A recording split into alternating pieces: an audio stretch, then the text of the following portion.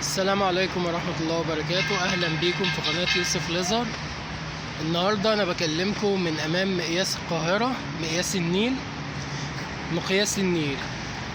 طبعا تقدر وانت بتتابع القناة وبتشوف الفيديو تشوف مدى الجمال الرهيب للمكان. المكان قمة في الجمال.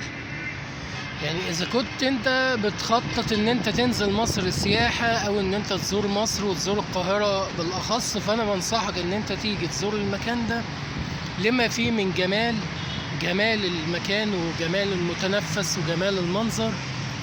تمام. ويمكنك انك تشوف كورنيش النيل. الله اكبر. يعني مش عايز اقول لك الهوا هنا يرد الروح فعلا يعني. حاول اصور لكم على قد ما اقدر.